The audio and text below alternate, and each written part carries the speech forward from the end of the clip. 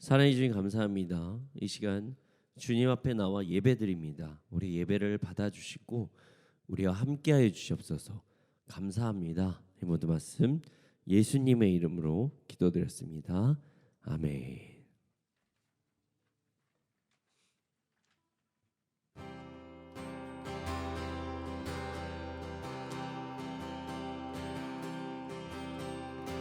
아름다운 마음들이 모여서 주의 은혜 나누며 예수님을 따라 사랑해야지.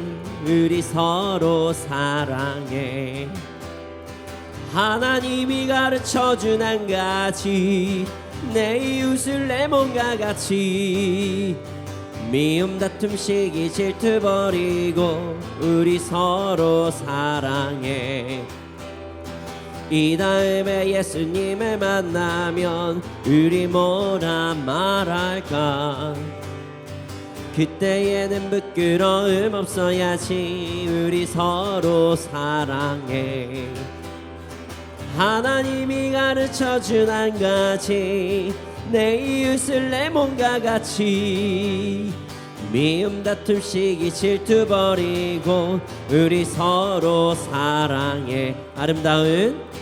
아름다운 마음들이 모여서 주의 은혜 나누며 예수님을 따라 사랑해야지. 우리 서로 사랑해. 하나님이 가르쳐준 한 가지, 내 이웃을 내 몸과 같이. 미움 다툼 시기 질투 버리고 우리 서로 사랑해. 이 다음에 예수님을 만나면 우리 뭐라 말할까? 그때에는 부끄러움 없어야지. 우리 서로 사랑해. 하나님이 가르쳐준 한 가지, 내 이웃을 내 몸과 같이. 미움 다툼 시기 질투 버리고 우리 서로 사랑해.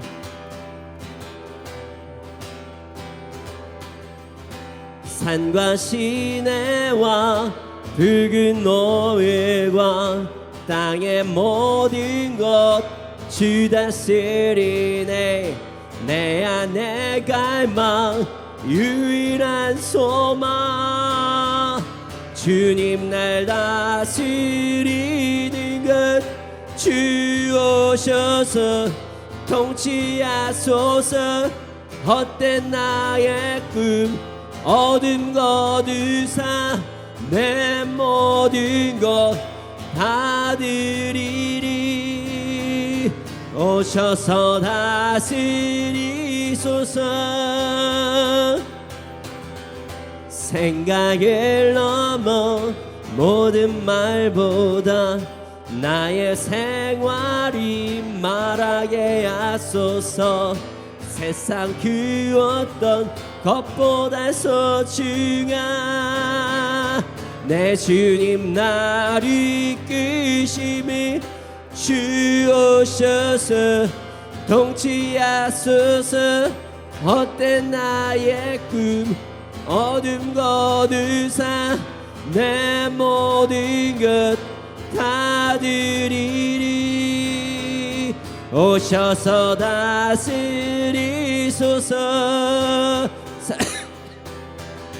산과 시내와 붉은 노을과 땅의 모든 것 주 다스리네. 내 안에 갈망 유일한 소망, 주님 날 다스리는 것. 주 오셔서 통치하소서. 헛된 나의 꿈 어둠 거두사 내 모든 것 다 드리리. 오셔서 다스리소서.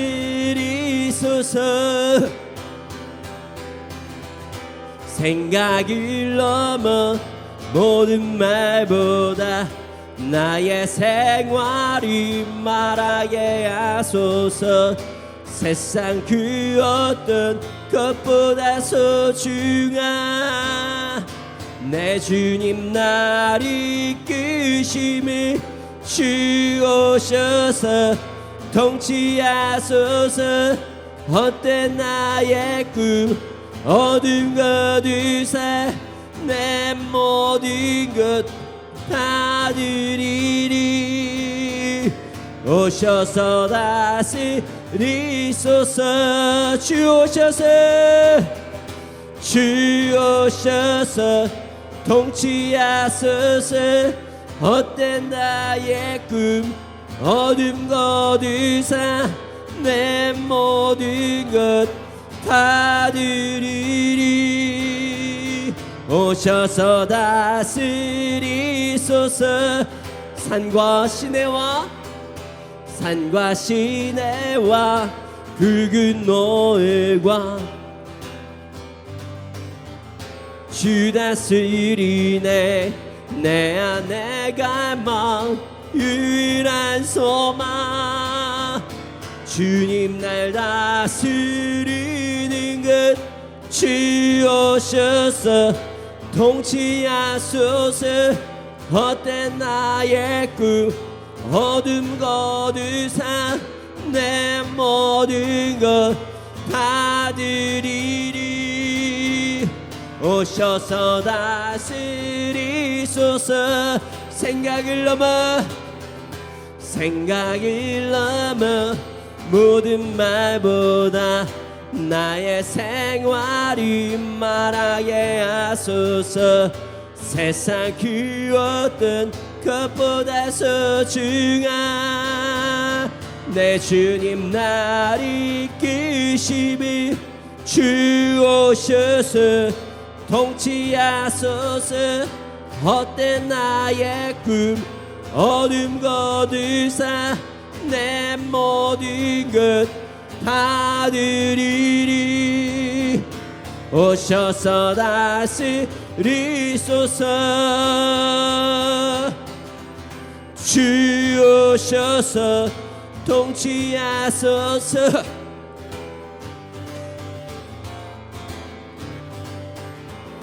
다시 한번 나의 주님 오셔서 다스리소서.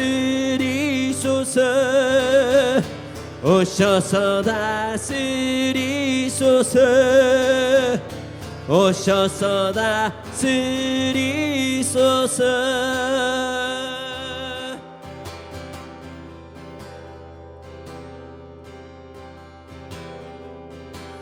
주 오셔서 통치하소서. 헛된 나의 꿈 어둠 거두사 다시 한번 나의 주님 오셔서 다스리소서. 오셔서 다스리소서. 오셔서 다스리소서.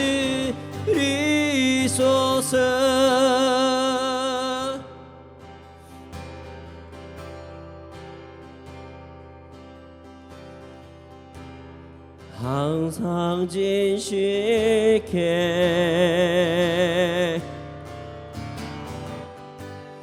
내 맘 바꾸사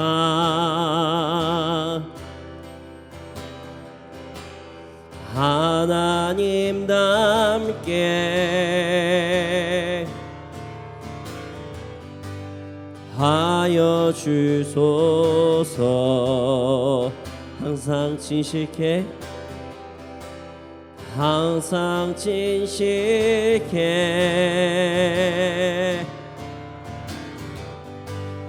내 맘 바꾸사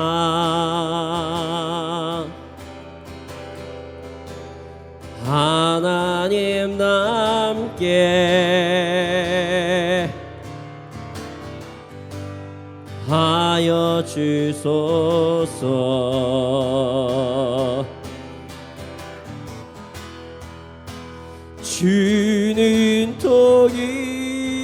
위장이 나는 지니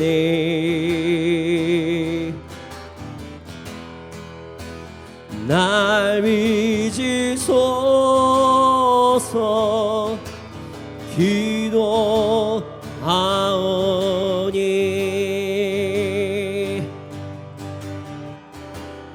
항상 진실케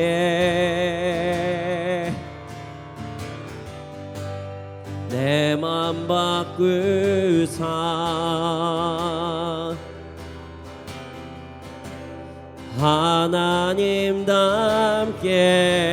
하나님답게 하여 주소서. 다시 한번 고백합시다. 항상 진실케 항상 진실케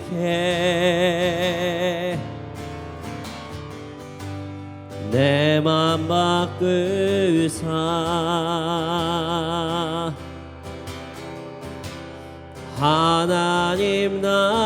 하나님답게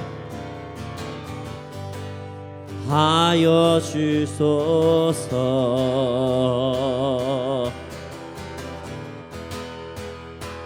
주는 토기장 위 나는 지니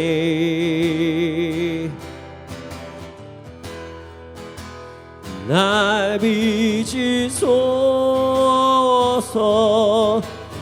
기도하오니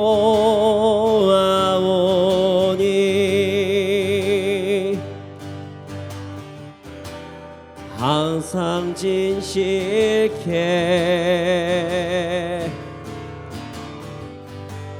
내 맘 바꾸사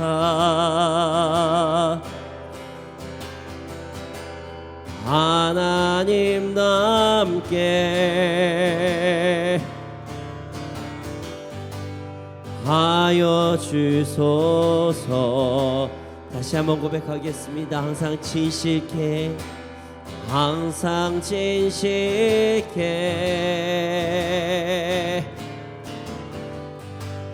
내 맘 바꾸사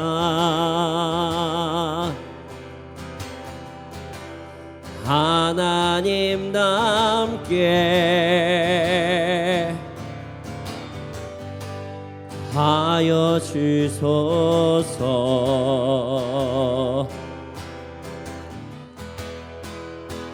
주는 토기장이 나는 지니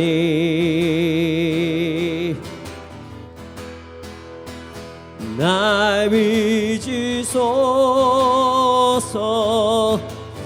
기도하오니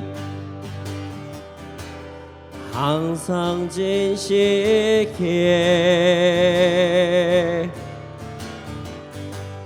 내 맘 바꾸사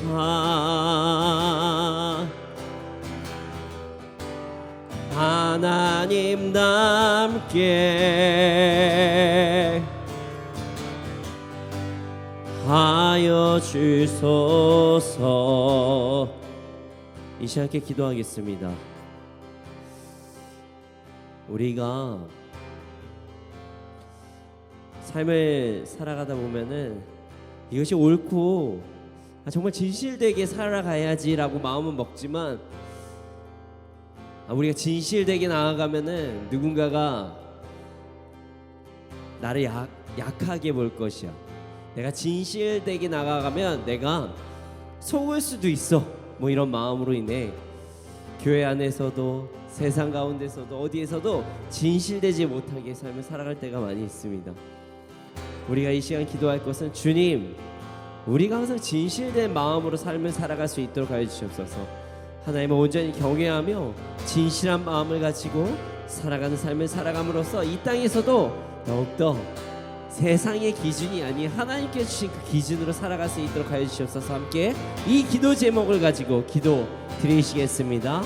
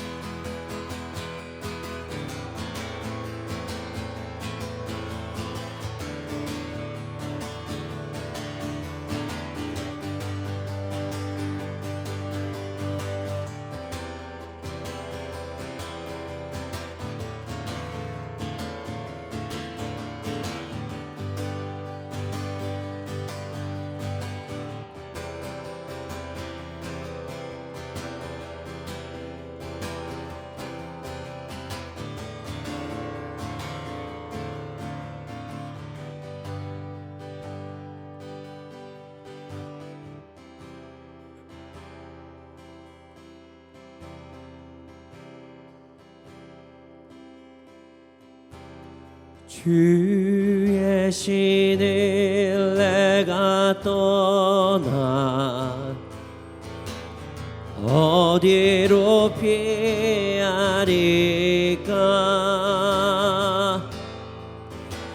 주는 모든 것 아시오니 어디로 다니리까? 내가 새벽 날개치며 저 바다 끝에 거해도 어둠도 숨기지 못하리라. 주님의 손이 날 인도해. 주의 신을 내가 떠나 주의 신을 내가 떠나 어디로 피하리까?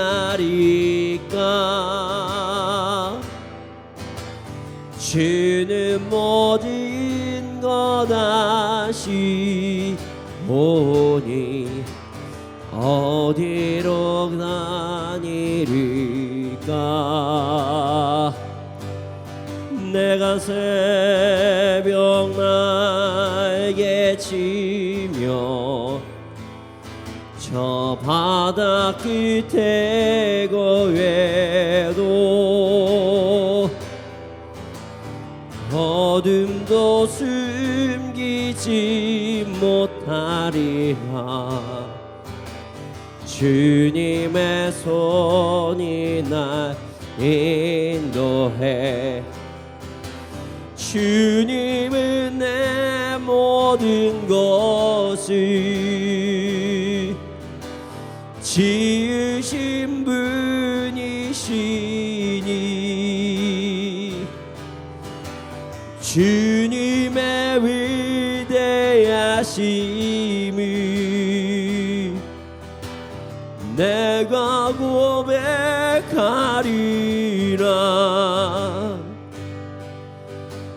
주의 신을 내가 떠나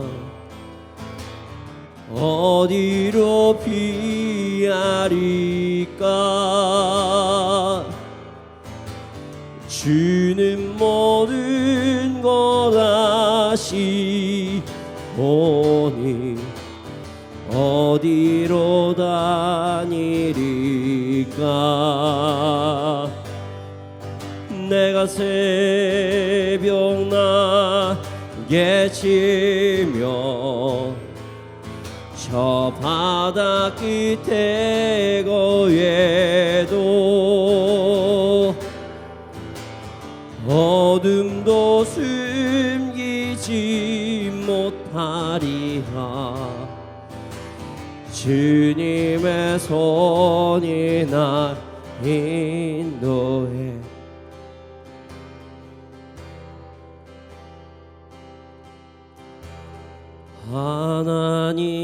하나님이시여 하나님이시여 주는 나의 하나님이시로다. 나의 몸과 마음 주를 갈망하며 이제 내가 주께 고백하는 말 여호와는 나의 빛이요 여호와는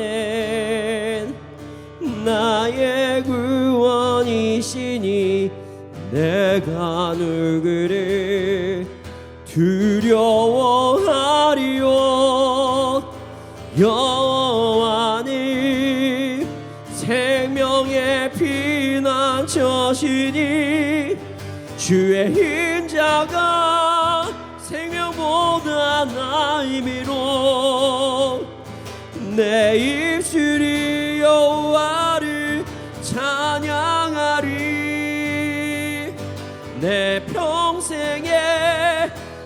주를 찬양하며 주의 이름으로 내 손 들리라. 하나님이시여 하나님이시여 하나님이시여 주는 나의 하나님이시로다.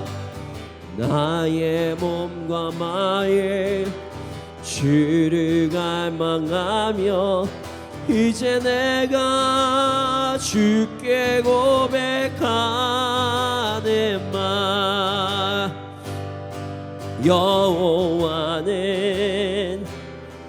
나의 힘이요 여호와는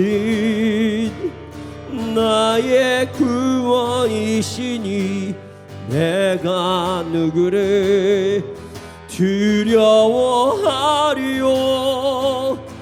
여호와는 생명의 피난처시니 주의 인자가 생명보다 나음으로 내 입술이 여호와를 찬양하리.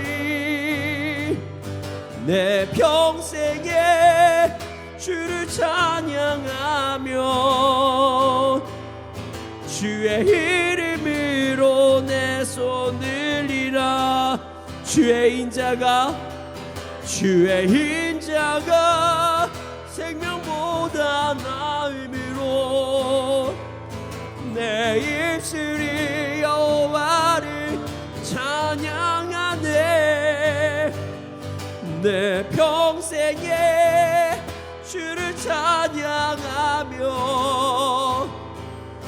주의 이름으로 내 손 들리라. 하나님이시여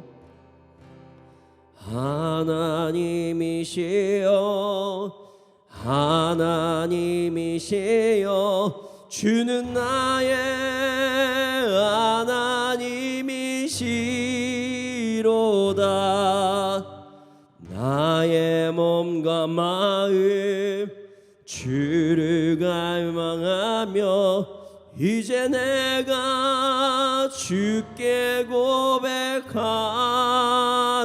말 여호와는 나의 힘이요 여호와는 나의 구원이시니 내가 누구를 두려워하리요. 여호와는 생명의 피난처시니 주의 인자가 생명보다 나음으로 내 입술이 여호와를 찬양하리. 내 평생에 주를 찬양하며 주의 이름으로 내 손 들리라. 주의 인자가 생명보다 나음으로 내 입술이 여호와를 찬양하리. 내 평생에 주를 찬양하며 주의 이름으로 내 손 들리라. 눈을 들어 주를 보라. 주의 영광을 보라. 눈을 들어 주를 보라. 주의 영광을 보라. 주는 빛 거룩과 거룩과 진리 능력에 주의 영광 나타나셨네. 선포하라 선하신 주, 주의 인자는 영원함이라. 선포하라 선하신 주의 인자는 영원한. 눈을 들어 주를 보라. 주의 영광에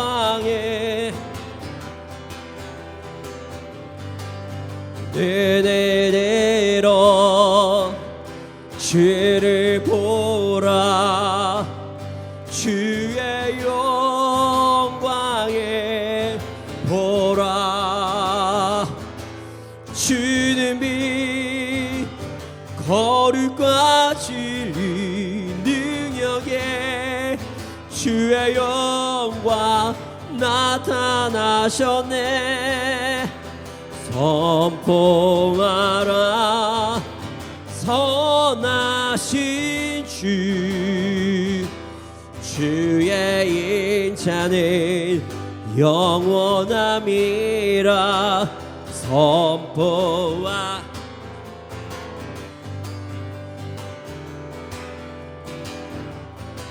주의 인자는 영원. 선포하라 선포하라 선하신 주, 주의 인자는 영원함이라. 선포하라 선하신 주, 주의 인자는 영원함이라. 이 시간에 기도하기 원합니다. 주님의 인자하심은 영원함입니다. 아버지 하나님, 우리의 생명보다 낫습니다. 아버지 하나님, 그런 주님을 찬양합니다. 오늘 우리가 예배를 드릴 때 주님 홀로 영광 받아 주시옵소서. 찬양 홀로 영광 받아 주시옵소서. 함께 예배를 위하여 기도드리시겠습니다.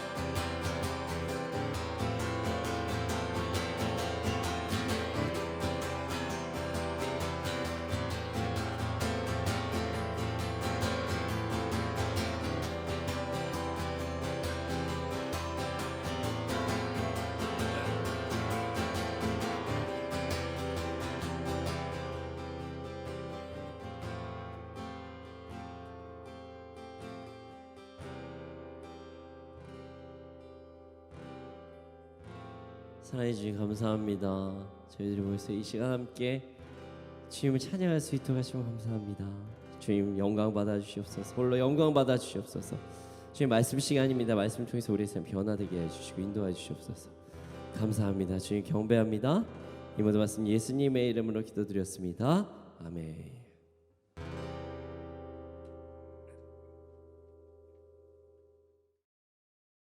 네, 오늘 우리에게 주신 말씀은 느헤미야 7장 1절부터 3절 말씀입니다. 느헤미야 7장 1절부터 3절 말씀입니다. 네, 느헤미야 7장 1절부터 3절 말씀입니다. 함께 읽겠습니다. 시작.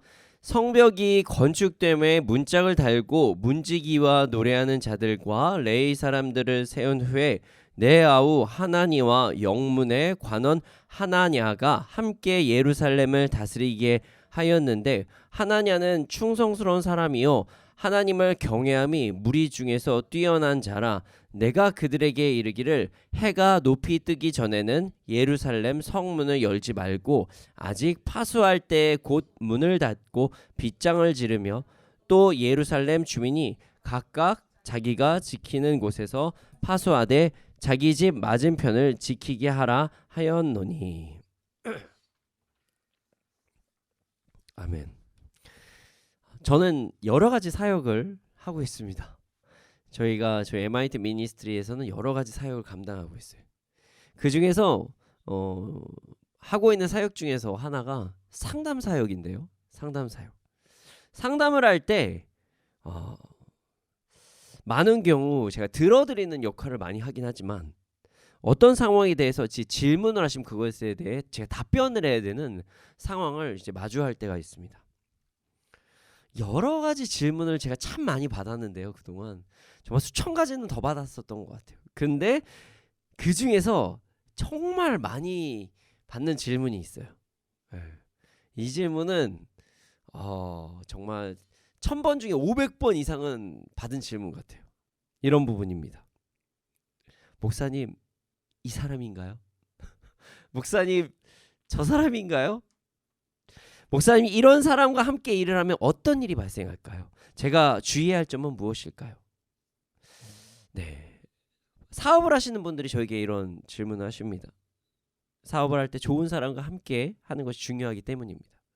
또 이런 것도 질문합니다. 청년들은 정말 많이 질문합니다. 목사님, 이 형제, 이 자매 만나요? 네, 만나도 될까요? 네, 이성교제를 생각하거나 결혼을 할 때 많이 하는 질문 중에 하나예요. 이성교제, 결혼 참 중요합니다. 요즘은 이성교제를 참 가볍게 생각하시는 분들도 많은데 그렇지 않습니다. 성경에서 보면요, 이성교제라는 부분을 찾기가 어렵습니다. 이성교제는 그냥 결혼과 연결되어 있기 때문에 요즘에 말하는 그 이성교제는 참된 이성교제는 아닙니다. 그래서 결국 이 사람과 결혼할 수도 있다라는 것까지 생각해야지 되는 것이 기독교적인 이성교제의 관점이라고 볼 수가 있습니다. 어찌됐든 뭐 이성교제든 결혼이든 할 때 이 사람이 어떤지 저쩐지 저에게 막 질문을 합니다. 좋은 사람을 만나야 결혼이 행복할 수 있다는 그런 생각을 우리가 다 생각하고 있기 때문입니다. 그런데 말이죠, 이 두 가지 질문, 이 사람과 함께하는 것이 맞나요? 뭐 이 사람이 하나님께서 보내신 사람이 맞나요? 이 질문에 공통적인 부분이 있습니다.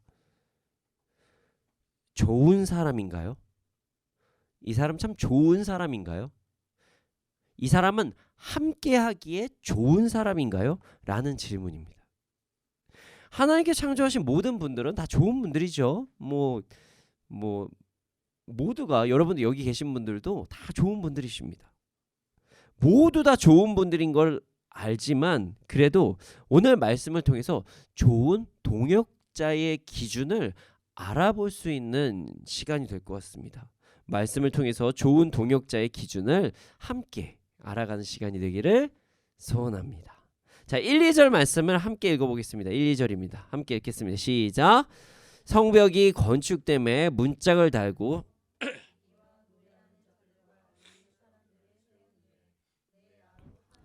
영문의 관원 하나냐가 함께 예루살렘을 다스리게 하였는데 하나냐는 충성스러운 사람이요 하나님의 경외함이 무리 중에 뛰어난 자라. 자, 느헤미야가 사람들을 세우기 시작합니다. 문지기와 노래하는 사람과 레위 사람 그리고 하나니와 하나냐라는 사람을 세우기 시작해요. 그동안 느헤미야의 행동을 보면요, 행동 하나하나가 대부분 이유가 있는 아주 신중한 사람으로 우리가 볼 수가 있습니다. 그런 느헤미야가 사람을 매우 신중하게 세우기 시작합니다. 물론 사람을 세우는 것은 뭐 느헤미야뿐만이 아니라 우리 모두에게 중요한 상황입니다. 그런데 느헤미야가 지금 사람을 세우는 거는요, 다른 때보다 더욱더 세밀하게 준비하면서 사람들을 세우고 있어요. 뭐 그 전에 성벽 재건을 할 때 사람 안 세웠겠습니까? 사람이 있어야지 일을 했겠죠. 근데 이번에는 어떤 사람을 세우고 있는지를, 왜 세우는지를 정확히 막 이야기하고 있어요. 왜 이렇게 사람을 신중하게 세우고 있을까요? 그 이유를 알아보기 위해선 이전 말씀을 함께 살펴보는 것이 좋을 것 같습니다. 드디어 여러분, 성벽 재건 공사가 52일 만에 끝났습니다. 이 박수 한번 줘야 될 것 같아요. 와. 정말 열심히 공사했어요. 예루살렘 사람들, 그리고 느헤미야, 진짜 느헤미야 마지막에 얘기하는데 자기 옷도 못 벗고, 예, 그렇게 정말 열심히 정말 성벽 재건을 했다, 이렇게 나오죠. 느헤미야는 정말 대단한 사람이었습니다. 수상궁에서 하난이라는 사람의 이야기를 듣고 예루살렘 성벽 재건을 위해 기도하고 준비하고 4개월 만에 왕에게 이동에 대한 허락을 받고, 나무도 싣고 군대도 데리고 와가지고 1500km나 되는 거리를 이동한 다음에 3일 쉬고 바로 성벽 재건에 돌입합니다. 참 대단한 사람이죠. 네, 물론 수상궁에서 4개월 동안 많은 준비를 했겠죠. 그러니까 이런 것들이 한 번에 일사천리로 이루어졌겠죠. 그래도 140년 동안 무너져 있었던 이 성벽을 52일 만에 재건했다? 이 사실은 정말 놀라운 사실인 거예요. 말씀을 통해서 제가 함께 많이 나눴지만 이 성벽 재건에는요, 정말 많은 방해가 있었습니다. 그 유명한 산발락과 도비에아와 게셈의 공격으로 인해서 위기가 있었죠. 그러나 느헤미야는 하나님께 기도드리고 목적, 그러니까 성벽 재건이라는 그 목적에만 집중함으로써 위기를 잘 극복하고 성벽 재건에 성공을 했습니다. 성벽 재건은 끝났지만 예루살렘의 여러 부분을 재건해야 될 상황이 생겼어요. 자, 어떤 상황이냐면요, 성벽 재건이 끝나자마자 느헤미야는 새로운 공격을 받기 시작합니다. 예루살렘 귀족들과 산빌랏 도비아, 게셈, 여기에 도비아가 결탁을 하고 느헤미야를 공격하기 시작한 거예요. 당시 산발랏의 종 도비아는요, 예루살렘의 귀족들과 많은 부분이 이제 커넥팅되어 있었어요. 연결이 되어 있었습니다. 다른 것이 아니라 무엇으로 연결되어 있냐? 혼인. 그러니까 가족이 돼버렸던 것이에요. 도비아는 아라의 아들인 스가냐의 사위였고, 도비아의 아들 여호하난도 베레기야의 아들인 무슬람의 딸과 결혼한 상황이었습니다. 이 성벽 재건의 운동을 한 그 귀족 관리들 중에 한 명들이에요. 그런 사람들과 직접 결혼하고 자기의 어떤 도비아의 아들도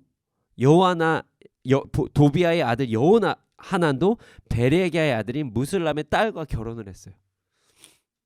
이렇게 어떤 혼인으로 아주 밀접하게 연결이 된 상황이었어요. 그 도비아의 가족과 연결된 예루살렘의 사람들은요, 예루살렘에서도 아주 중요한 요직에 있었던 귀족이었습니다. 예루살렘에서 그로 인해 도비아의 영향력이 무시하지 못하는 그런 상황이 발생된 거예요. 그뿐만이 아니었습니다. 당시에 유다에는 산발락과 도비아와 게셈과 동맹을 맺고 있던 사람들도 너무나도 많이 있었어요. 성벽 재건 운동을 할 때 아예 한 지역은 우리는 못하겠어요 한 지역이 있죠. 근데 거기가 어디랑 연관이 돼 있냐? 게셈이랑 연관돼 있다. 뭐 이렇게 이야기합니다. 역사학자들은. 그 지역이 아라비아 쪽이랑 밀접돼 있어서 거기에서 연결된 어떤 무역하는 사람들하고 연관이 돼 있어서 자기들이 해를 입을까봐 나는 성벽 공사 안 해. 뭐 이렇게 얘기했다. 뭐 이렇게 보시는 분들도 있어요. 이런 상황으로 인해서 느헤미야는 성벽 재건이라는 엄청난 일을 성공하고 감당했음에도 불구하고 또다시 공격을 받습니다. 근데 이렇게 보면 느헤미야 진짜 불쌍해요. 너무 불쌍해요. 자, 수상궁에 그냥 있었으면 이런 생각, 제가 너무 인간적인가요? 느헤미야가 만약에 수상궁에 그냥 있었잖아요. 그럼 고생할 일이 없어요. 사실 수상궁에서 느헤미야가 있었잖아요. 그러면은 지금 이제 느헤미야 공격하는 사람이 느헤미야한테 말도 못 붙여요. 예. 말도 못 붙일 사람들이 지금은 여기에서 저기까지 한 1500km 떨어졌다고 이제 막 그냥 막대합니다. 느헤미야를. 공격이랑 공격을 다 해요. 심지어 자기 좋자고 지금 느헤미야가 뭔가 한 게 아니라 자기는 그냥 잘 먹고 잘 살 수도 있는데 예루살렘 좋자고 하나님께 예배 드리자고 한 일까지도 막 공격하는 거예요. 참 어떻게 보면 느헤미야 불쌍한 사람이죠. 그러나 그는 사람들이 이런 행동을 신경 쓰지 않습니다. 자신을 불쌍하게 생각하지 않아요. 난 더 큰 사명을 받아서 그냥 나왔으니까 그냥 내 갈 길 가자 이렇게 그냥 갑니다. 일을 행해요. 그래서 52일 만에 성벽 재건운동을 완성시킬 수 있었던 것이에요. 하나님께서 주신 사명에 집중하는 모습을 또 보입니다. 그러나 이번 공격은 조금 생각해볼 만한 공격이었어요. 성벽 재건이 끝난 다음에 온 공격은 좀 심각한 공격이었습니다. 다른 사람도 아니고 예루살렘의 귀족들이 자신의 어떤 측근이 되어줘야 될 이 귀족들이 도비아에게 지금 현재 어떤 상황이 일어나고 있는지를 다 내통하면서 정보를 전달해 줍니다. 내부 정보를 적에게 제공을 한다는 거죠. 여기서 끝이 아닙니다. 진짜 기분 나쁠 만한 행동을 해요. 느헤미야 앞에서 도비아를 막 칭찬합니다. 와, 정말 기분 나쁠 것 같아요. 참 대단한 사람들이죠. 양심이 너무 없어요.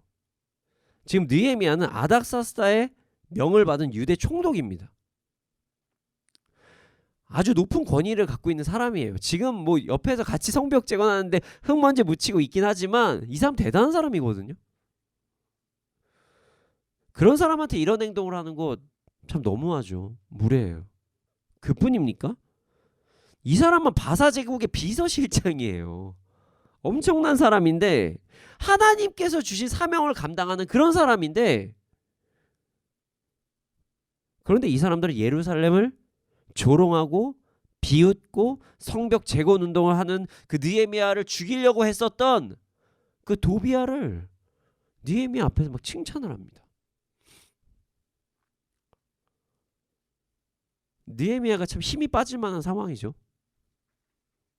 그 사실로 인해 도비아는 힘을 얻고 느헤미야는 다시 협박을 당하는 상황이 발생한 것입니다. 참 어이가 없습니다. 예루살렘의 참 귀족들 참 미련한 것 같아요. 이 사람들 정말.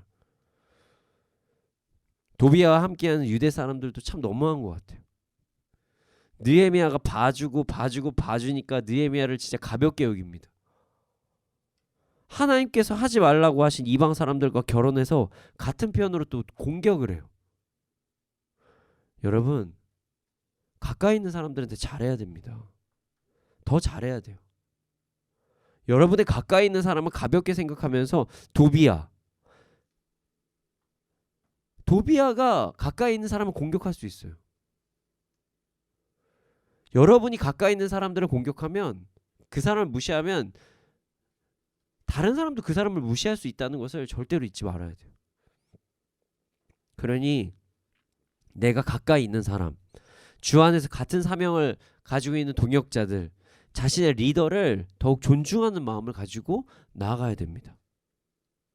또한 믿지 않는 자들과 너무 밀접한 관계를 맺어서는 절대로 안 됩니다. 믿지 않는 사람들에게 복음을 전하기 위해서는 우리가 밀접한 관계를 가져야겠죠.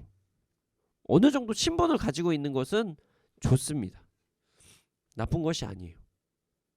그러나 결혼 혹은 매우 중요한 결정을 함께 해야 될 사람들이 주 안에서 함께 같은 사명, 하나님을 찬양하는 사명을 가지고 있는 사람이 아니라면 우리의 삶이 무너질 수 있다는 것을 절대로 잊지 말아야 돼요. 우리는 하나님을 함께 찬양하는 사람과 더욱더 밀접한 삶을 살아야 됩니다. 그렇지 않으면 자신도 모르게 세상의 영향력을 받아서 자신이 진정 도와야 될 사람이 누군지도 모르고 착각을 하고요. 따라가야 할 사람은 안 따라가고 엉뚱한 사람을 따라가고 엉뚱한 곳에 가 있고 함께해야 할 사람을 알아보지도 못하고 오히려 그 사람을 멀리하는, 더 나아가서 내가 도와야 될 사람을 돕지 않고 공격을 하는 그런 말도 안 되는 상황이 벌어질 수 있다는 것을 절대로 잊지 말아야 됩니다. 우리 모두 주 안에서 아름다운 교제를 이루면서 나아가기를 소원합니다. 느헤미야는 이렇게 내부에서 큰 갈등을 경험하게 됩니다. 그러자 느헤미야가 선택한 결정이 오늘의 본문이에요. 이렇게 심각한 상황, 내부에서 갈등이 일어나고 있는 이 심각한 상황에서 느헤미야가 아주 중요한 수를 쓴 거죠. 느헤미야는 내부의 배신자들과 싸움을 하지 않습니다. 싸우지 않아요. 그들과 전쟁을 행할 시간에 다른 행동을 선택합니다. 믿을 만한 사람을 세워요. 그리고 그들과 함께 사역에 동참합니다. 예루살렘이 완벽하게 재건을 하기 위해서는 내부에서 어느 정도 정리가 필요한 것도 사실은 사실입니다. 그러나 느헤미야는 내부 정리가 한 번에 이루어지지 않을 것이라는 것을 알았어요. 느헤미야는 이미 귀족들과 관리들과 한 번 전쟁을 치렀거든요. 자, 언제 치렀죠? 백성들에게 고금리 이자 정책을 하지 말아라. 이때 한번 관리와 귀족들과 한번 부딪힘이 있었죠. 그때 어떻게 됐냐면 관리와 그 귀족들이 백성들의 이자를 탕감해 주면서 다시 백성들이 온전한 생활을 할 수 있도록 느헤미야는 도왔습니다. 귀족들과 관리들이 느헤미야의 이야기에 순종했어요. 왜냐하면 느헤미야 이야기가 틀린 말은 아니었기 때문입니다. 그런 이 과정에서 그 귀족과 관리들이 많은 손해를 보았습니다. 물론 그걸 손해라고 봐야 될지는 모르겠어요. 이게 불합리한 이득이었기 때문에. 사실은 손해라기보다 그들이 그동안 잘못한 행동에 책임을 진 거죠. 그런데 이걸 세상적으로 한번 생각해보면 이래요. 예전부터 나만 그런 게 아니라 대대로 내려오는 그냥 그런 일인데 왜 나만 잘못한 것도 아닌데 왜 나 때 굳이 징계가 내려져야 되나? 우리 다 밑에서 다 해먹고 했는데 이건 거예요. 다 대대로 그냥 다 이거 해놨는데 왜 굳이 내가? 기분이 좋지 않겠죠. 아무리 옳은 것이라도. 그동안 다 관례로 봐줬는데 왜 여기서 굳이 나 때에서 이런 일이 일어나나? 그로 인해 느헤미야와 기존 유대인 귀족과 관리들 사이에 약간의 애매모호한 관계들이 형성이 됩니다. 그 상황을 인지하고 도비야가 틈새 시장을 딱 노린 거죠. 이런 상황에서 느헤미야는 다시 귀족, 관리와 싸우지 않습니다. 그들의 연약함을 이해합니다. 이 사람 진짜 힘들구나. 그래서 어떤 강한 권위, 유대 총독의 권위, 바사 제국의 술 맡은 관원, 비서실장급 되는 그 권위로 그들을 꾸짖지 않습니다. 사실 어떤 그 아닥사스다 왕에게 친서를 보내가지고 저 좀 도와주십시오 하면 군대들이 내려가지고 한번 싹 쓸어버릴 거예요. 사실은. 근데 그렇게 행동하지 않았어요. 다른 방법을 선택하죠. 자신의 옆에 믿을 만한 사람을 세웁니다. 예루살렘에서 자신을 도울 만한 사람을 세우기 시작해요. 느헤미야가 예루살렘에 온 지 사실 얼마 안 됐습니다.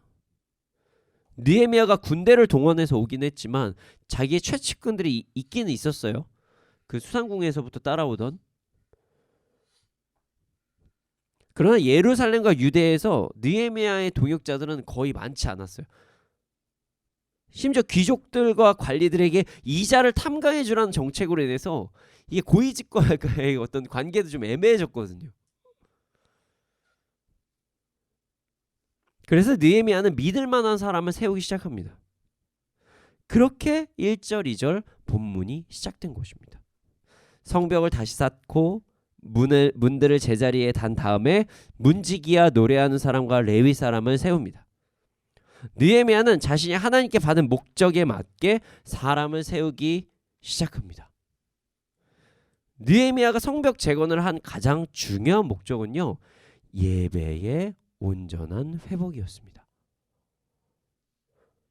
느헤미야의 성벽 재건의 목적은 예배의 온전한 회복이었던 것이에요. 예루살렘은 분명 하나님께 세우신 예배 처소입니다. 중요한 역할이죠. 그런 예배 처소에 안정성이 없다면 안전성입니다, 여러분. 안정성이 없다면 온전히 예배를 드리기가 어렵겠죠. 예배 드리고 있는데 예를 들어서 우리가 자 여기 이제 다 계시잖아요. 근데 저쪽 밖에 문에서 누가 문을 꽝꽝꽝꽝 두드리고 있어요. 그럼 우리가 예배 드리기가 힘들겠죠. 그래서 예배의 어떤 치안도 중요합니다. 그러니까 저희 이제 정미중 간사님이 뒤에서 이제 여러 가지 일들도 맡아주시면서 뒤에 상황들도 살펴보시고 계시는 어떤 그런 역할도 하는 거예요. 이 예배 때 안전성이 떨어진다면, 누군가가 막 고함을 지르고 막 소리 지르고 저쪽에서 예배를 방해한다면 예배를 못 드릴 거예요. 근데 지금 예루살렘은요, 언제 전쟁이 일어날지 모르는 상황이에요. 그래서 성벽 재건이 필요했던 것입니다. 안전하게 예배드리기 위해서요. 자, 예루살렘을 보호할 수 있는 성벽 재건, 예배를 온전히 드릴 수 있는 성벽 재건이 필요했던 것입니다. 자, 느헤미야는 먼저 성전의 문지기와 노래하는 사람 레위 사람들을 세웁니다. 이는 예배 시설 경호원이에요. 예배 경호원. 뒤쪽에서 이렇게 계시는 어떤 이제 분들처럼 예배 경호원, 예배를 이제 감당하시는 분들. 그리고 찬양을 하는 자, 뭐 저처럼 앞에 나와서 막 찬양 인도하는 사람. 그리고 예배 진행하는 사람. 저 겹치네요. 제 예배를 진행하는 사람을 세웁니다. 레위인을 세운 거죠. 느헤미야는 자신을 공격하는 사람들에게 집중하는 것이 아니라 하나님께 집중하는 행동을 합니다. 사명에 집중하는 행동을 해요. 누가 공격을 하던 끝까지 하나님께 주신 사명에 집중을 한 것이에요. 그래서 예배 회복을 위해 믿을 만한 예배자들을 세우기 시작합니다. 사실 생각해보면 예배 경비원, 뭐 찬양하는 자, 예배 진행하는 사람들은요, 52일간의 성벽 재건 운동을 통해서 누가 적절한지 이미 알았을 것이에요. 52일 동안 성벽 재건은 최선을 다한 사람이다. 그럼 또 그걸 통해서도 알 수 있고, 이미 또 예배를 진행하고 있던 사람들이 있었겠죠. 경비원들. 그러니 그 사람들을 세우는 것은 그렇게 어려운 것은 아니었을 것입니다. 기존 근무하는 사람들이 있었을 것이라는 것이에요. 그러나 이제 다음 사람들, 예루살렘 경비의 이야기는 좀 다릅니다. 예루살렘 성전이야 이전부터 있었지만 성벽은 이번에 세워졌습니다. 그래서 새로운 사람을 뽑아야 돼요. 이제 그 새로 맡을 사람을 뽑아야 돼요. 그래서 이번에 느헤미야는요, 정말 신중하게 사람을 뽑아야만 했습니다. 잘못해서 산발락과 도비아와 게셈과 내통을 하고 있는 사람을 예루살렘의 경비로 세워요. 그럼 어떻게 되겠어요? 큰일 나는 거예요. 큰일 나는 거. 자, 느헤미야는 두 명의 사람을 뽑습니다. 하나니와 하나냐. 자, 하나니와 하나냐. 기억하셔야 돼요. 하나니와 하나냐. 왜 기억을 하셔야 되냐? 어떤 성경학자들은 이 사람이 동일한 인물들이라고 이게 그 말씀하시는 분들이 계세요. 근데 그렇지 않습니다. 이름이 비슷해서 동일한 인물 아니냐 이렇게 얘기하시는 분들이 있는데요. 정확히 다른 업무를 맡고 있고 다른 설명이 있기 때문에 이 사람은 전혀 다른 사람들입니다. 자, 하나니. 자, 하나니 누군지 아시죠? 하나니. 성경 느헤미야서가 시작될 때 느헤미야에게 예루살렘의 상황을 전달해 준 사람이 하나니였습니다. 그 사람이었어요. 자, 이 사람이 느헤미야의 아우였어요. 동생이었습니다. 여러분, 하나니는 예루살렘을 정말 사랑한 사람이었어요. 예루살렘이 하나님 앞에 온전히 회복되어지기를 원했습니다. 심지어 그는 느헤미야의 아우였어요. 느헤미야가 그에 대한 전반적인 부분을 좀 알 수 있었겠죠? 동생이었으니까요. 같이 일상생활을 좀 함께하는 시간이 많았을 테니 성향도 좀 알고 뭐 그러지 않았겠어요? 네, 그래서 이 사람을 세웁니다. 이 사람을 잘 아니까요. 그 다음으로 세운 사람이 하나냐. 여러분, 하나냐예요. 자, 느헤미야가 하나냐를 세운 이유는 이러합니다. 하나냐는요, 진실하고 남다르게 하나님을 두려워하는 사람이었습니다. 자, 하나냐는요, 진실하고 남다르게 하나님을 두려워하는 사람이었어요. 그렇습니다. 느헤미야의 동역자를 뽑는 기준은요, 진실하고 남다르게 하나님을 두려워하는 사람이었던 것이에요. 여러분, 진실한 것은 세상에서도 중요합니다. 거짓된 사람 별로 안 좋아하죠. 예, 사기꾼이라고 얘기하고 거짓말 많이 하는 사람들 세상에서도 싫어합니다. 거짓된 사람하고는 일하기도 어려워요. 그렇죠? 그런데 왜 느헤미야는 좀 독특하게 하나님을 남다르게 두려워하는 사람을 가장 중요한 인물로 뽑았을까요? 이유는 명확합니다. 세상이 아닌 하나님을 두려워하는 사람을 뽑아야 사명을 온전히 감당할 수 있기 때문입니다. 자신의 생각이 아닌, 내가 아닌 하나님을 두려워하는 사람을 뽑아야 하나님의 사명을 온전히 감당할 수 있기 때문이에요. 자, 예를 들어서 자 보세요. 귀족과 관리인들이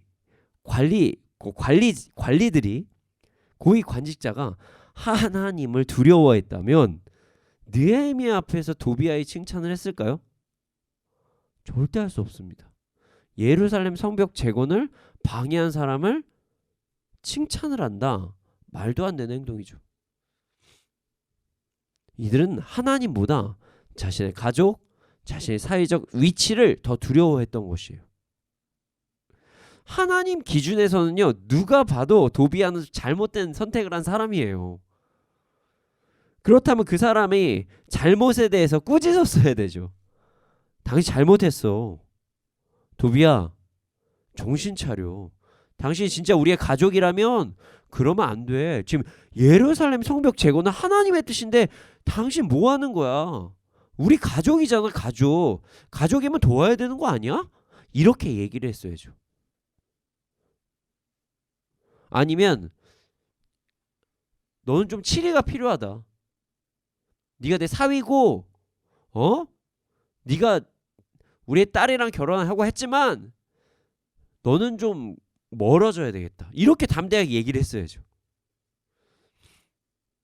그러나 귀족과 관리인들은요, 사회에서의 영향력이 있고 심지어 자신의 사위이고 가족과 관계된 이 사람들의 이야기에 더 집중해서 이 사람을 잘못을 이야기하지 않았어요.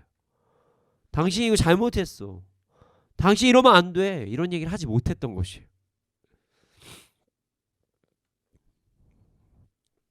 뭐 어떤 이들은 뭐 자기 사람 챙기는 건데 이 정도 사랑 아니냐 이렇게 얘기할 수 있지만 하나님보다 더 중요한 건 없거든요. 왜냐면 바른 기준으로 이야기하니까요. 여러분, 어쩔 수 없어도 해야 될 일은 해야 됩니다. 도비아에게 회개하십시오. 그러시면 안 됩니다. 장인어른, 그러시면 안 돼요. 사위, 그러면 안 돼. 이렇게 이야기를 했어야만 했습니다. 하나님께 돌아오세요. 이야기를 했어야죠. 정말 나의 딸을 사랑한다면 당신도 하나님 앞에 돌아와야 됩니다. 라고 이야기를 했어야 되는 것입니다. 그러나 귀족과 관리들은 그러하지 못했습니다. 자신의 가정에 문제가 생기는 것을 더 두려워했고 자신의 사회적인 위치에 문제가 생기는 것을 더 두려워했던 거예요. 결국 이들은요, 하나님보다 다른 것을 더 두려워했던 것이에요. 느헤미야는 그래서 하나님을 남다르게 두려워한 사람에게 예루살렘 경비를 맡긴 것입니다. 어떤 상황에서도 타협하지 않고 하나님을 바라보며 바른 결정을 하는 사람이 하나님을 두려워하는 사람이었기 때문입니다. 느헤미야는 하나냐에게 바로 미션을 줍니다.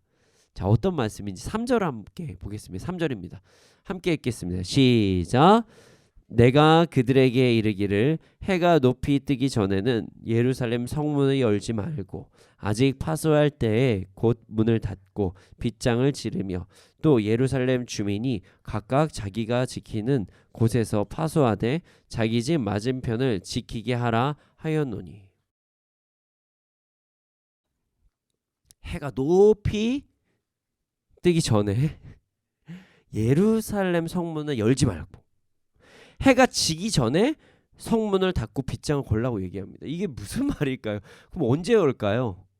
해가 높이 뜨기 전까지는 빗장을 열지 말고 그리고 해가 내리기 전에 빗장을 닫아라. 여는 시간이 얼마 없겠죠? 얼마 없을 것입니다. 느헤미야는 왜 이런 결정을 내렸을까요? 아니 좀 성문을 좀 개방을 해야 사람들도 왕래를 하고 할 텐데 왜 성문을 그렇게 굳게 닫고만 있었을까요? 단순합니다. 아직 예루살렘의 경비가 온전하지 못했기 때문입니다. 성벽이 지어졌다고 경비가 완전해지지는 않습니다. 내부적으로 좀 조율할 것도 좀 있고요. 경비들의 군사훈련도 좀 시켜야 합니다. 그렇기 때문에 아직 안심할 수 없는 상황인 거예요. 느헤미야는 끝까지 방심할 수가 없었습니다. 느헤미야는 자신의 사명이 성벽 재건 자체에 끝났다고 생각하지 않았어요. 성벽 재건의 목적을 정확하게 이해하고 있었습니다. 성벽 재건은요, 그냥 하나의 단순한 어떤 넘어야 될 산이었던 것이고요. 성벽 재건의 목적이 예루살렘의 안정이었다는 것을 정확히 알았습니다. 예루살렘에서 온전한 예배를 드리고 백성들이 안전하게 생활하면서 하나님을 찬양할 수 있게 하는 것, 이게 자신의 사명이라는 것을 정확히 알았어요. 그래서 1절을 보면은 백성들이 고난을 받고 있다, 이 사실에 집중을 했지. 그래서 성벽 재건이 하나의 어떤 뭐라 그럴까요? 통로가 된 것이다. 과정이 된 것이다. 이렇게 된 것이에요. 그래서 방심하지 않고 행동을 합니다. 여러분 집중해서 이 부분 잘 배워야 됩니다. 정말 잘 배워야 돼요. 우리가 어떤 일을 끝내잖아요. 하나 어떤 프로젝트를 끝내거나 내가 뭔가를 되게 잘 해낸 게 있어요. 그러면 아 끝났다라고 방심할 때가 있어요. 그래서 일이 끝났다고 할 때 꼭 마지막에 문제가 생겨요. 진짜 신기하게 뭔가가 정말 그 열심히 최선을 다한 걸 버티고 그 어려운 시절을 내가 통과를 했는데 오히려 여유가 있으면은 더 힘들어질 때가 있어요. 참 이상해요. 여러분 우리의 삶에 방심을 하면 안 됩니다. 끝까지 집중해서 나아가야 돼요. 그리고 끝날 때까지 끝난 게 아닙니다. 예루살렘 성 사람들을 경비로 세울 때 지혜롭게 또한 배치해요. 느헤미야는요 예루살렘 성을 이제 또 경비를 설 때 자신의 집 가까이에서 경비를 서게 할 수 있는 어떤 그런 장치도 마련해 둡니다. 여기에도 또 큰 뜻이 있어요. 느헤미야는 약속을 지킨 거예요. 약속. 자, 느헤미야가 예루살렘 성벽 재건할 때 두 가지를 이야기했습니다. 첫 번째가 뭐였냐면 예배 회복이었어요. 예배 드려야 된다. 두 번째가 뭐였죠? 너희 가족을 위해 성벽 재건해라. 예배의 회복. 두 번째가 가족을 지키자는 것이었어요. 느헤미야는 백성들이 자신의 가족을 온전히 지킬 수 있도록 허락한 것이에요. 그리고 이렇게 얘기한 거죠. 뭐 이런 뭐랄까요? 이렇게 세상 뭐 이제 젊은 친구들이나 이게 뭐 어깨에 이제 딱 뽕 들어갔다고 얘기하죠. 이거 말이야. 엄마가 이렇게 한 거고 아빠가 한 거고 자 아빠가 이렇게 해서 여기 성벽 재건 딱 이렇게 한 거야 하면서 경비를 딱 쓰게 봅니다. 그럼 와 박수 쳐주면서 그 사람들에게 어떤 힘도 주고 그리고 아 맞아. 내가 그렇게 열심히 성벽 재건했는데 내 가족을 지키기 위함도 맞았네. 이렇게 깨달음을 얻게 하기 위해서 집 근처에서 이제 일을 할 수 있도록 합니다. 또한 자기 집 근처에서 일하면 또 능률도 오르거든요. 여러 가지를 참 느헤미야는 어떻게 이렇게 지혜로운지 참 대단한 것 같습니다. 느헤미야는 약속도 지키고 일의 효율성도 올린 것입니다. 근데 오늘 본문 설명이 좀 길었습니다. 길었어요. 그러나 본문을 설명하면서 여러분 다 설교 잘 들으셨죠? 느끼셨을 거예요. 적용할 수 있는 부분이 자연스럽게 나왔습니다. 자, 오늘 말씀이 동역자를 정하는 기준이거든요. 함께할 사람을 정하는 기준이에요. 그 기준이 오늘 말씀을 통해 뭐라고 할 수 있죠? 자, 우리의 동역자, 우리의 배우자, 우리가 중요한 일을 행할 때 누가 할지 결정하는 그 기준은 진실하고 하나님을 남다르게 두려워하는 사람이다. 자, 기억하십시오. 자, 우리의 동역자들의 기준, 진실하고 하나님을 남다르게 두려워하는 사람이어야 한다. 예, 이거 기억을 하시면요, 여러분들의 삶에 좋은 사람들을 이제 만날 수가 있습니다. 자, 진실하고 하나님을 남다르게 두려워하는 사람을 우리는 만나야 됩니다. 자, 일을 잘하는 것 뭐 중요합니다. 뭐 중요할 수 있죠. 효율적으로 일을 잘 해야지 뭐 일 처리가 잘 되겠죠. 근데 그것보다 중요한 게 뭔지 아십니까? 진실됐나? 이 사람 진실된 사람인가? 거짓이 있잖아요. 그때부터는 아무리 일을 잘해도 그 사람은 믿을 사람이 못 되게 돼요. 그래서 요즘에는 거짓된 사람 말고 진실된 사람을 더 찾으려고 되게 노력한다고 합니다. 그래서 아십니까? 막 요즘에 대기업에서 면접할 때 면접의 어떤 스타일이 바뀐다고 해요. 예전에 압박 면접을 많이 했는데 지금 좀 그걸 덜 한대요. 왜냐하면은 그 압박 면접을 잘하는 사람들이 흔히 말하는 그 소시오패스 성향을 갖고 있는 사람들이 압박 면접을 되게 잘 본대요. 그 사람들이 일은 잘하지만 사회성에 문제가 있고 거짓된 것도 많이 해서 이 사람들을 뽑아서 회사가 단기적으로는 이익이 있지만 장기적으로 발전을 못하는 거예요, 오히려. 그래서 이 사람의 정말 인성검사를 요즘에 되게 많이 한다고 하더라고요. 그래서 이런 말이 있습니다. 그 직업군에서 면접을 볼 때 그 상담하는 사람이나 아니면 심리학자들을 틈틈이 딱 껴가지고 면접을 본대요. 이 사람이 진실된 사람인지. 아무리 일을 잘해도 사람이 진실하지 못하면 일하다 배신하거든요. 자, 이것은 세상에서도 말하는 기준입니다. 더 나아가서 중요한 것이 있습니다. 우리는 하나님을 남다르게 두려워하는 사람을 배우자, 중요한 일을 맡긴 사람, 항상 함께해야 될 사람으로 선택해야 됩니다. 하나님을 남다르게 두려워하는 사람을 우리는 선택해야 돼요. 그래야 하나님의 기준으로 함께 나아갈 수가 있습니다. 자, 우리는 연약합니다. 우리 연약해요. 그래서 우리도 이렇게 이 화요일날 이 정말 이 평일에도 예배를 드려 이 저녁 시간에 오신 여러분들도 어느 순간 되면 막 흔들릴 때가 있어요. 세상에 막 유혹이 막 찾아와서 막 흔들어요, 우리를. 어지럽게 합니다. 그때 우리에게 바르게 얘기하는 거죠. 뭐 하는 거야? 아니 뭐 하는 겁니까 당신?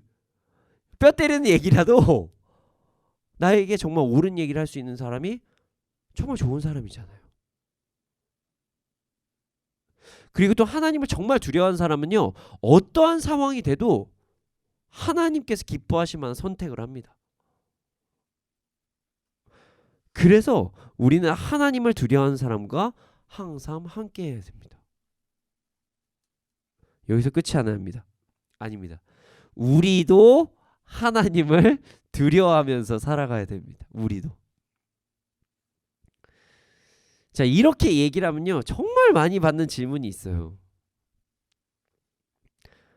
하나님하고 두려워지면 나와 하나님의 친밀감이 사라지는 거 아닙니까? 하나님이 불편해지면 어떡해요? 라는 질문을 정말 많이 받아요. 그래서 요즘에 이제 청년들하고 상담할 때 이런 얘기면, 하나님 아버지라면 내 맘대로 다 해줘야지, 뭐 이런 얘기도 많이 하고요. 아니면 아니 두려우면 어떻게 친해져요? 이런 질문을 정말 많이 받습니다. 여러분, 하나님을 두려워한다는 것은요, 하나님과 관계가 멀어지라는 의미가 아닙니다. 나의 삶의 모든 것이 하나님께서 말씀하신 기준에 맞추려고 노력을 하는 것. 세상보다 하나님을 경외하는 것을 이야기합니다. 심지어 나의 기준보다도 하나님을 경외하는 것, 하나님의 기준에 맞게 살아가는 사람이 하나님을 두려워하는 사람입니다. 저는 두려움은 관계가 불편하기 때문에 친밀하기 위해선 저는 좀 하나님을 경외하지 않을 필요가 있어요. 이렇게 얘기하시는 분 생각보다 되게 많거든요. 저는 지금 여러분들에게 예수님께서 찢으신 휘장을 다시 꼬매라는 얘기가 아니에요. 하나님을 두려워하기 때문에 휘장을 다시 꼬매십시오, 이런 얘기하는 게 아니에요. 두려움이라는 휘장을 다시 세움으로써 예수님을 멀리 바라보라, 이런 얘기를 하는 게 아닙니다. 제가 지금 이야기하는 것은요, 기준과 질서로 이야기합니다. 자, 기준과 질서로 이야기하는 거예요. 친한 것은 친한 거예요. 친밀한 것은 친밀하지만 친밀하다고 무시해서는 안 되잖아요. 무슨 말인지 이해 가십니까? 내가 친해요. 이 사람하고 친한데 친하다고 이 사람을 함부로 대해서는 안 되거든요. 자, 오늘 본문에 정확히 친하다고 무시받는 사람이 있어요. 누구죠? 느헤미야예요. 느헤미야가 무시받을 사람은 아닙니다. 그는 현재 아닥사스다가 임명한 유대의 총독이에요. 총독. 아닥사스다의 측근입니다. 심지어 제일 중요한 것은요, 하나님께 받은 사명을 가지고 예루살렘에 온 사람이에요. 하나님의 사람이에요. 예루살렘의 리더입니다. 그런 느헤미야가 백성들과 함께 막 동고동락하고 같이 흙먼지 묻고 함께 일을 하고 자신이 받을 노까지 거부하니까 미련한 사람이 생깁니다. 야자를 트는 거죠. 느헤미야를 막 무시하기 시작해요. 도비아가 막 더 대단한 사람 같고.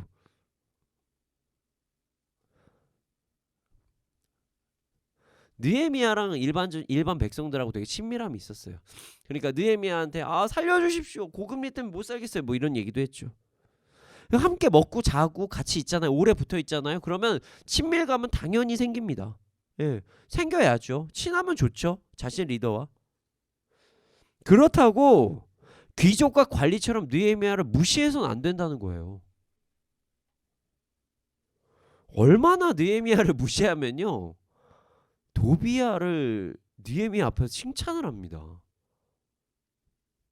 도비아는 지금 예루살렘 성벽 재건을 방해했고 느헤미야를 죽이려고 했거든요. 그 사람을 막 칭찬을 합니다. 이는 느헤미야를 정말 동네 개보다도 못하게 취급한 거죠. 지금 너무한 거예요. 우리도 마찬가지입니다. 하나님과 친밀한 삶을 가져야 되는 건 맞아요. 하나님과 친해야 됩니다. 여러분, 하나님과 친밀하게 지내십시오. 예수님이 우리를 친구 삼아 주신 것도 맞습니다. 그런데 예수님 앞에서 세상이 좋다고 계속 얘기하는 건요, 잘 생각해보면 여러분, 느헤미야한테 도비아가 얼마나 좋은데라고 얘기하는 거랑 똑같은 거 아닐까요? 잘 생각해보세요. 나는 뭐 하나님이 좋긴 하지만 세상이 너무 좋고 내 맘대로 사는 게 너무 좋은데요 하는 거는 마치 느헤미야 앞에서 와, 도비아가 그래도 좋은 점이 있어요, 뭐 이렇게 얘기를 하는 거예요. 지금 충격적인 얘기 아닌가요?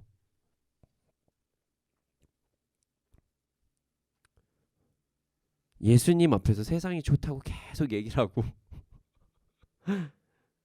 하나님의 법보다 세상의 질서가 이렇다고 막 자꾸 하나님한테 자꾸 설명을 하려고 하고, 하나님 사는 게 이래요. 하나님, 제가 하나님 모르시죠? 세상이 이래요. 하나님, 살다 보면 이럴 수밖에 없어요. 하나님 모르시죠? 하나님, 우리 하나님 언제 하실까? 뭐 이런 행동들을 하고 있어요, 우리가. 아유, 하나님도 참 요즘 세상을 모르시네. 하나님이 느헤미야의 심정 아니실까요? 야, 얘 왜 이럴까? 그리고 누가 그랬대요, 제가 그랬대요, 저 사람이 그랬대요, 내 생각이 그래요 하면서 하나님의 질서와 법을 무시해버리는 거예요. 이건 여러분, 느헤미야 앞에서 도비아를 칭찬하는 것과 똑같습니다. 우리는 어떤 상황에서도 하나님을 두려워해야 됩니다. 어떠한 상황에서도 하나님을 경외해야 돼요. 하나님을 만홀히 여겨서는 안 돼요. 하나님이 예수님이 우리 위해 죽으신 것도 사실이시고 예수님이 우리를 친구 삼아 주신 것도 사실이에요. 옆에서 여러분들 항상 보호해 주시고 항상 함께 해 주시고 안아 주시고 위로해 주시는 거 맞다고 예수님 앞에서 아우 세상 너무 좋은데 한번 놀아보실래요? 이럴 순 없잖아요. 그렇잖아요. 내 생각이 이런데 예수님 한번 제 주장이 맞거든요. 예수님 이럴 수는 없잖아요. 여러분 그건 아닌 거예요. 친밀하지만 순종하는 모습을 보이므로 친밀하지만 경외한 삶을 우리는 살아야 됩니다. 여러분 하나님을 두려워하는 사람과 친밀한 삶을 살아갑시다. 우리는 하나님을 두려워하는 사람과 함께 같이 있어야 돼요. 하나님을 가볍게 여기고 만홀히 여기는 사람하고 함께 있으면요 우리까지 오염될 수 있어요. 조심해야 됩니다. 그렇다고 뭐 다 옆에 있는 사람 버리라는 건 아니고요. 우리가 정말 중요한 결정을 할 때는 하나님을 아주 경외하는 사람과 함께 해야 된다는 것입니다. 또한 나 또한 하나님을 경외했으면 좋겠어요. 이제 더 이상 느헤미야 앞에서 도비야 칭찬하는 행동들 그만하시고요. 하나님을 온전히 경외하면서 하나님과 친밀하게 지내십시오. 그리고 더 이상 우리 어떤 관리와 귀족 같은 행동은 하지 맙시다. 하나님을 경외합시다. 우리 모두 좋은 동역자를 만나고 좋은 또 배우자도 만나고 좋은 친구도 만나는 하나님을 경외하는 그런 사람들을 만나고 또한 우리 또한 그런 사람이 돼서 이 땅에서 하나님 주신 사명을 함께 이루며 풍성한 삶을 살아가는 우리가 되기를 소원합니다. 이 시간 함께 찬양하기를 원합니다. 오늘 우리가 드릴 찬양은요 이 두 손 들고라는 찬양입니다. 정말 많이 하는 찬양이죠. 근데 이 시간 하나님을 온전히 경외함을 몸으로 보여드리기를 원합니다. 이 두 손을 다 드시고 정말 항복하는 마음으로 하나님께서 나에게 가장 좋은 것을 예비하시고 정말 나를 인도하신 하나님, 이제 내가 하나님께 항복합니다. 내가 진짜 하나님을 경외하기로 작정합니다. 그렇게 살기를 주님 소원합니다. 이런 마음으로 정말 가사에 집중함으로 두 손 들고 함께 하나님께 항복하면서 우리가 먼저 좋은 동역자가 되는 삶을 살아가기를 소원합니다.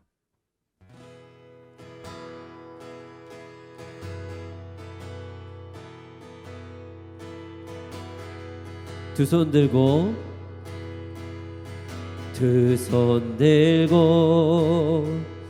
찬양합니다. 다시 오실 왕 여호와께 오직 주만이 나를 다스리네. 두 손 들고 찬양합니다. 두 손 들고 찬양합니다. 다시 오실 왕 여호와께 오직 주만이 나를 다스리네. 나 주님만을 섬기리. 헛된 마음 버리고 성령이여 내 영혼 충만하게 하소서. 나 주님만을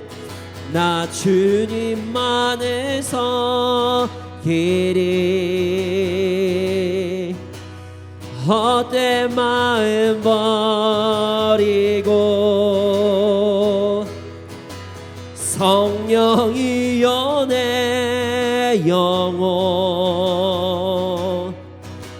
충만하게 하소서.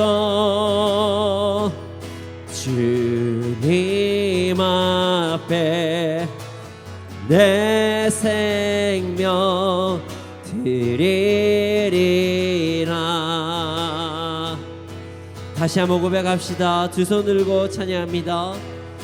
두 손 들고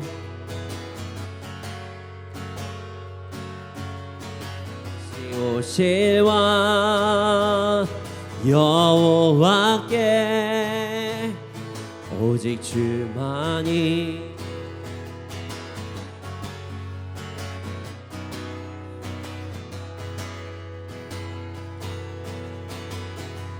두 손 들고 찬양합니다. 두 손 들고 찬양합니다. 다시 오실 왕 여호와께